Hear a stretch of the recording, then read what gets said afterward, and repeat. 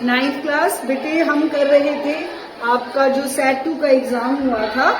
15 question हमने कर लिए थे, अब है क्वेश्चन नंबर 16।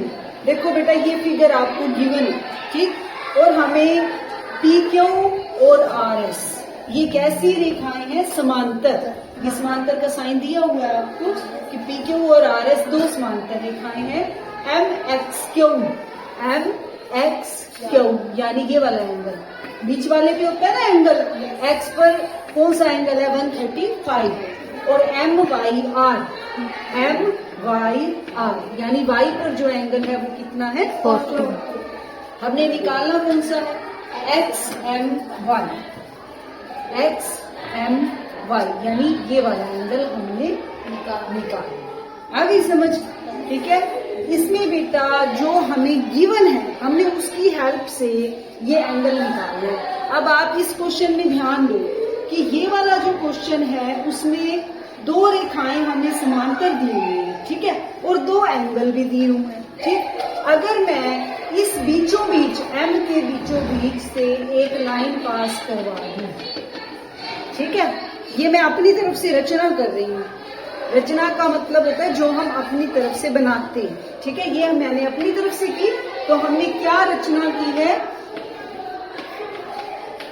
हमने एक लाइन खींची है जो कि किसके समांतर है? पी क्यू रेखा, ठीक है। और मैं उसको नया नाम दे देती हूँ। पी क्यू है, आर एस है, इसको हम किसका नाम दें?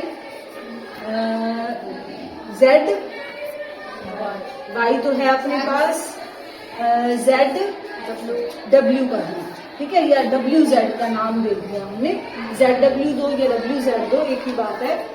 अब मैंने ये एक रेखा ले ली जो कि किसके समांतर है? पी के, ठीक है। रचना हमने क्या की है? जेड डब्ल्यू ले ली है, डब्ल्यू ही ले लो पहले, क्योंकि डब्ल्यू पहले आता है ना अल्फाबेटिकली। डब्ल्यू जेड हमने किसके पैरेलल ली है? पी के, ठीक है। और पी क्यू किसके समांतर है? आर एस के।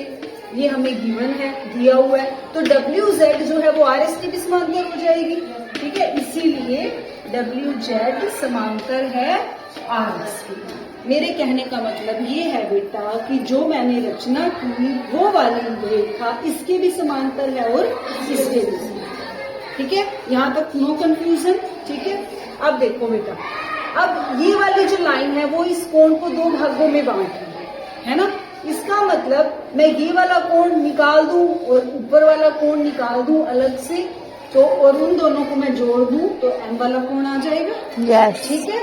अब मैं ऐसा क्यों कर रही हूँ? क्योंकि मुझे एक कोण नीचे दिया हुआ है और एक कोण ऊपर दिया हुआ है, इसीलिए मैं आधा आधा कोण निकाल सकती हूँ। अब इन दो रेखाओं को ध्यान से देखिए, एक ये रेखा है, एक ये रेखा है, ठीक है। ये वाली रेखा इसके बिल्कुल ऐसे डालती है।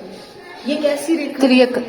Very good. कैसी रेखा है ये? त्रियक। और मुझे ये वाला कोण दिया हुआ है 40 डिग्री, है ना। अब ये वाला कोण मुझे निकालना है, ये देखो, ये निकालना है ना।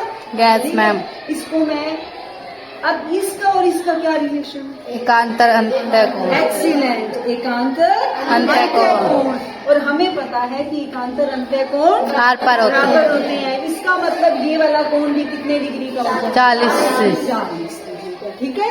तो अब मेरा ये कौन सा कोण निकला? जेड एम वाई, ठीक है, जेड एम वाई बराबर 40 डिग्री। क्यों? क्योंकि हमें कौन सा एम वाई आर दिया था ना, एम वाई आर बराबर 40, क्योंकि एम वाई आर बराबर 40। और ये कोण कैसे हैं? एकांतर, ठीक है, एकांतर कोण। अब आपको ऐसा लिखने से ये पता चल जाएगा कि ये वाला एंगल इसके एकांतर है, ठीक है ना। अब ये वाला एंगल निकल गया हमारा 40, अब ये रह गया, ठीक है। अब इस और इस रेखा के बीच में देखो, एक ये रेखा है, एक ये रेखा है, ठीक है। अब ऐसे एक रेखा बनाओ, ठीक है, और मुझे ये वाला कोण दिया हुआ है 135 डिग्री का, ठीक है। मुझे निकालना कौन सा है? ये वाला, यानी ये वाला, ठीक है। अब मुझे ये बताओ कि इस कोण का और इस कोण का आपस में क्या है? अंतर तो है, लेकिन कैसे अंतर है? एक ही तरफ के अंत्य कोण। Very good. तो एक ही तरफ के अंत्य कोणों का आपस में क्या रिलेशन होता है? नहीं, नहीं, बताओ, भूल गए? एक ही तरफ के अंत्य कोणों का योग 180 बराबर नहीं होते वो, ठीक है?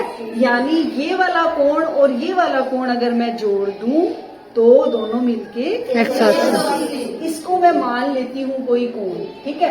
एक्स वाई हो गया, आपने एक्स नहीं दिया, छोटा एक्स मान लेती हूँ इसको मैं, ठीक है?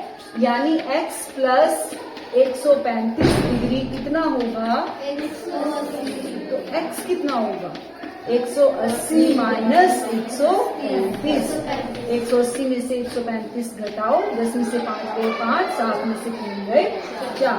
यानी अब मेरे पास एक्स कितना आ गया? 45। यानी ये वाला कोण कितने डिग्री का आ गया? 45 डिग्री का। ये कौन सा कोण है? एक्स एम जेड, ठीक है? एक्स एम जेड बराबर में 45 डिग्री। क्यों? क्योंकि आप लिख सकते हो ऐसे। क्या लिखोगे?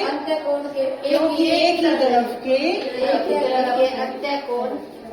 रुको बेटा रुको, इसको आप ऐसे कर दो, काइंड इसको आप ना ऐसे कर दो। जो मैंने वहां पर किया वो आपको फेयर में करके दिखाना तो पड़ेगा, है ना? इसको आप मानो एक्स एम जेड प्लस में 135 का ये था एम एक्स क्यू बराबर 180 डिग्री।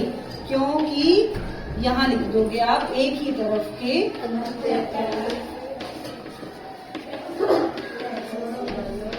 अंत्य कोणों का योग 180 डिग्री होता है। अब X M Z plus M X Q है 135 डिग्री बराबर 180 डिग्री, ठीक है? ऊपर से मिटा दूं क्या अब? जो गिवन था ये तो अपना हो गया ना। अब हमारा एक्स एम जेड क्या आ जाएगा? एक्स एम जेड आ जाएगा 180 माइनस 135। एक्स एम जेड 180 में से 135 घटाएंगे तो आएगा 45 डिग्री। अब ये वाला कोण आ गया 45, ये वाला आ गया 40। हमने निकाला कौन सा था? X M Y. तो वो किसके इक्वल है? एक्स एम जेड प्लस में किसके? जेड एम वाई की। जेड एम वाई ये हमने निकाल रखा है यहाँ। एक्स एम जेड 45 और जेड एम वाई 40। इतना वेरी क्या आ गया? ये 85 आ गया ये हमारा।